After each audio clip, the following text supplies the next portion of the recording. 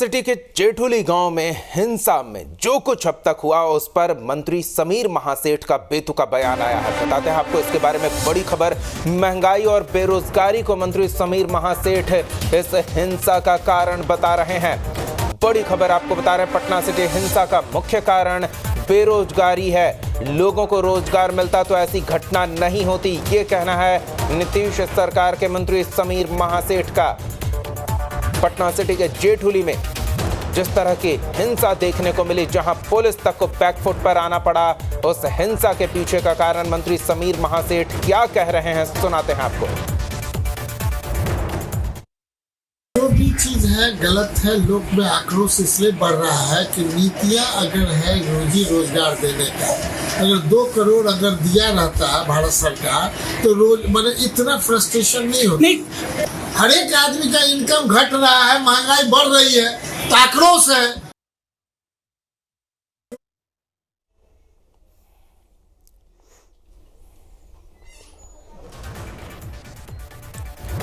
मंत्री समीर महासेठ ये मान रहे हैं कि अगर सरकार केंद्र की रोजगार देती तो महंगाई और बेरोजगारी से त्रस्त जनता इस तरह से हिंसक नहीं होती। सहयोगी रजनीश हमारे साथ जुड़ रहे हैं, उनका रुख करते हैं और जानते हैं इस तरह का बयान क्या संवेदनशील बयानों की श्रेणी में नहीं आता है? क्या सरकार में शामिल मंत्री जेठुली गांव में हुई हिंसक घटना को हल्के में देख रहे हैं? रजनीश, बिल्कुल, देखिए जिस तरीके का बयान इन्होंने दिया है बिल्कुल ही बेतुका बयान है और इस तरह की संवेदनहीनता कम से कम बिहार के कैबिनेट मंत्री साहब कतई उम्मीद नहीं कर सकते हैं।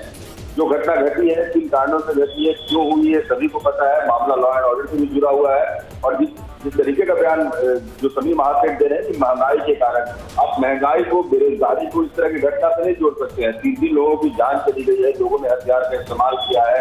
जिस जगह घटना घटी वहां से मैक्स 500 मीटर की दूरी पर थाना है। पुलिस की जो नाकामी थी वो सामने आई है। 1 दिन तक पूरा इलाका जलता रहा, वहां पर लोगों में इतना ही माम रहा और मंत्री का ये बयान कि ये जो घटना घटी है महंगाई के कारण घटी है, जबकि इन सब बातों से दूर दूर तक इनका कोई वास्ता नहीं था। ये आपस की ठेकेदारी, आपस के वर्चस्व की लड़ाई और आपस की गुंडागर्दी का यह नतीजा था जिस कारण ने घटना घटी थी। पुलिस को इस पर लगाम लगाना चाहिए था। हथियार का बेइंतहा इस्तेमाल हुआ, जिस तरीके से घर जला दिए गए, गाड़ियां जला दी गई, तो कहीं ना कहीं प्रशासन को कैसे बेहतर बनाया जाए और उनका रवैया सख्त हो। जरूरत इस बात की है, कैबिनेट मंत्री इस बात को समझे समीर महासेठ कि दुरुस्त व्यवस्था कैसे आपके यहाँ कानून व्यवस्था हो, इसकी जरूरत है। इस तरीके के बेतुके बयान से आपकी एक पब्लिसिटी पा सकते हैं, लेकिन इससे बिहार का भला नहीं होगा। जी रजनीश, पब्लिसिटी जो मिलनी होगी वो तो मिलेगी, लेकिन ये पॉजिटिव पब्लिसिटी होगी सरकार की या नेगेटिव? इससे ये पता चलता है कि सरकार के ये मंत्री घटना के बारे में पूरी जानकारी तक नहीं ले रहे हैं और बयान दे रहे हैं। पुलिस का कहना है लाइसेंसी हथियारों से फायरिंग की गई है। गरीब और बेरोजगार लोग लाइसेंसी हथियार रखते हैं। गरीब और बेरोजगार लोग मैरिज हॉल खोल के रखते हैं जहां भीड़ आग लगा देती है। देखिए, वही बिल्कुल अजीब सा वही बयान मैं कह रहा था कि जिस तरीके से हथियारों का इस्तेमाल हुआ है और अंधाधुंध गोलियां चला दी गई, 3 लोगों की जान चली गई और मंत्री को ये पता तक नहीं है कि पटना में इतनी बड़ी वारदात हो गई है।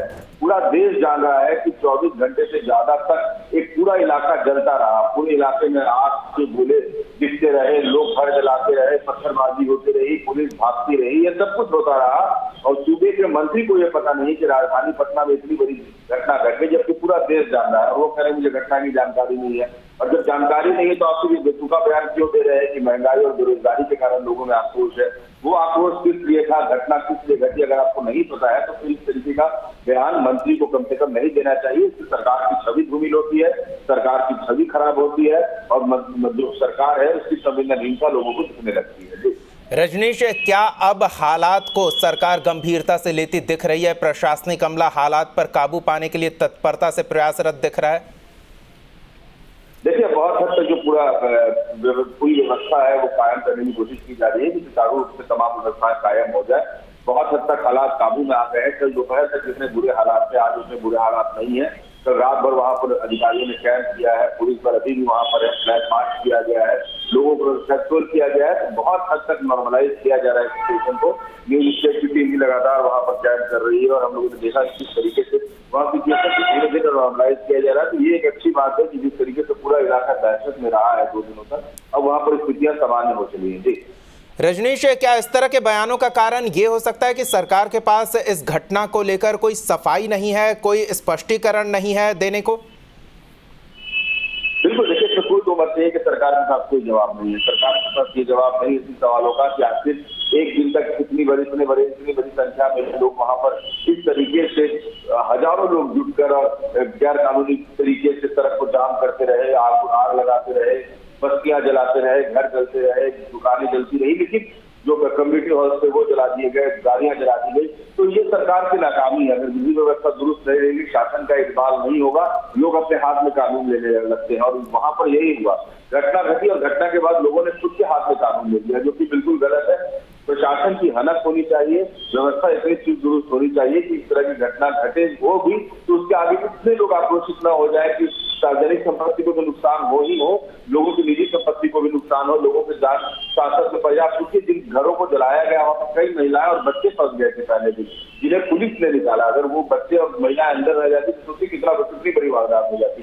तो इस तरह के लोग कानून को अपने हाथ में ले रहे थे और मूक दर्शक बने हुए पुलिस वहां पर देख रही थी, वो लोग भाग रहे थे, पुलिस बल पर्याप्त नहीं थी। तो सरकार के पास इन बातों का जवाब अभी भी नहीं है। बिल्कुल रजनीश, आप बने रहे हमारे साथ। बीजेपी विधायक